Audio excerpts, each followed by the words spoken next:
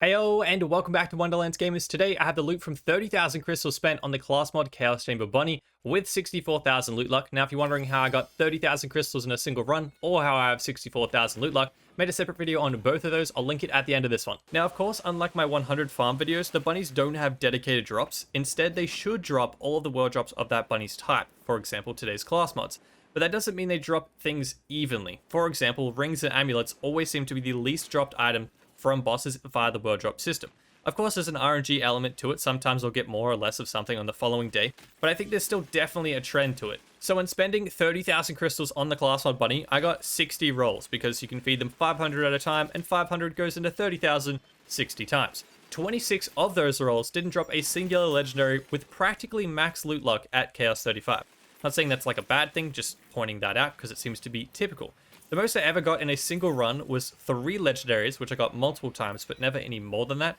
And the total amount of legendary class mods I got was 56. Now, there are heaps of class mods in this game, and I'll give you a quick look at each of them in the order that they dropped from least to most drops, because all the class mods did at least drop once. The first one, probably not a surprise, is the blank slate. Generally a complete meme, because it only usually drops with 10% experience gain, and like nothing else, no passives. If you do roll a chaotic or a volatile, if you're super lucky, you can get ability damage, all damage percentage boost, shield cap percentage boost, stuff like that. Not huge amounts, but something. Even still, there's usually always a better option. I think because of this, it intentionally has the lowest drop rates. I only got 1 out of all of these farms, and from my experience, it rarely drops anywhere. Secondly, we have the Claw class mod, dropping only twice. Its unique ability converts all companion damage to fire. Enemies damaged by companions take 20% increased fire damage for 6 seconds, which is a great mod if enemies you're fighting actually take fire damage. All of these mods, by the way, can have extensive prefixes and suffixes, by the way, which slightly change its role, but I'm just going to call it by its actual shortened name. Next, we have the Diamond Gauntlets, also dropped twice. Currently, probably the ugliest armor, because it literally just puts gloves on you, and then the rest of you is just in that ugly leather thing you start with. But its ability increases your critical hit chance, dark magic efficiency, and frost damage by 50% each if you're standing still. The Paradigm class mod increases your spell damage and melee damage by 50% of your increased ability damage, which can be huge for particular builds, but it only dropped for us twice today. The Plate Mail dropped 3 times. It's actually a very solid mod, particularly for Graveborn, because it actually converts 30% of your damage dealt to dark magic damage, and also increases its efficiency by 30% as well. The Amalgam is actually one of my favorite mods because its gimmick is it can roll with 5 different passives instead of the usual 3, making it extremely difficult to farm, but it can have some insane passives stacked up.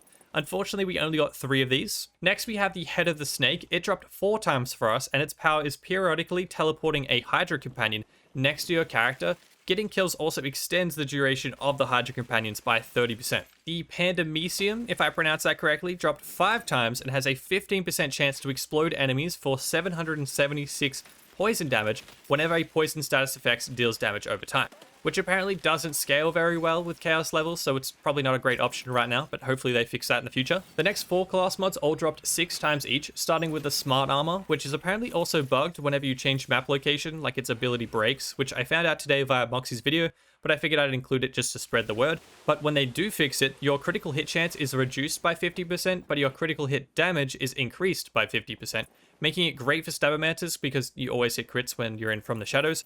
Also, I believe it's still fine if you're save quit farming using the mod, but yeah, if you're changing locations, teleporting, the gimmick just breaks. The Deathless is actually a returning ability that reduces your health to just 1 and then returns 150% of it as shield, which currently, at least on my character, it seems to be adding a little bit more than that. I can't work out why, but I'm not complaining, it just adds extra. It also reduces your shield regen delay by 50%. Of course, a really good ability for builds that boost your damage when you're on low health, or if you have huge shield regen abilities as well. The Cape of Tides DLC 1 class mod I covered in a separate video with its equivalent spell, but essentially soaks enemies 25% of the time you hit a critical hit, then those enemies take bonus 50% damage from both frost and lightning damage. The Amnesia class mod is an interesting one, to say the least. It applies a fire dot to you after you take non-status effect damage. It also leaves a fire trail under your feet as you're walking around, which is particularly dangerous on spicy water maps, but it does at least give you some increased movement speed, and your damage dealt is increased by that movement speed. I'd love to know how much if you guys actually know. Regardless, it'll never make me use the class mod, but I'm just interested. And the final mod, which dropped the most by far with 10 times, is the Calamity, which increases your fire damage by 10% for each unique enemy hit for a brief period, which I haven't tested, so correct me if you actually know the exact time, but usually that means about 6 to 8 seconds.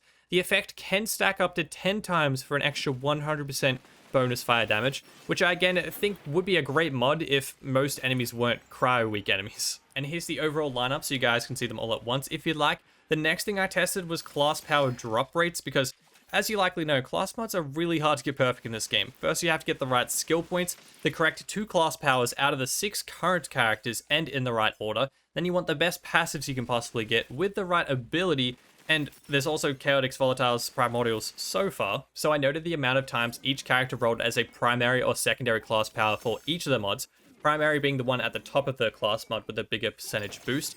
I was using my Greyborn crossbow warden build for reference just to see if I'd get more drops for the character I was playing, and here are the results for that. As you guys can see, Greyborn tops the list both times with a substantial lead. Stabbermancer, weirdly enough, at the bottom for both, with less than half the drops a Greyborn does in primary, and a third of the drops that he has in secondary. Berserker also low for just the secondaries, and everybody else seems to be pretty even. Out of the 56 class mods we got total, 12 of them were chaotic, which is pretty bang on the 23% drop rate it's supposed to be at Chaos 35.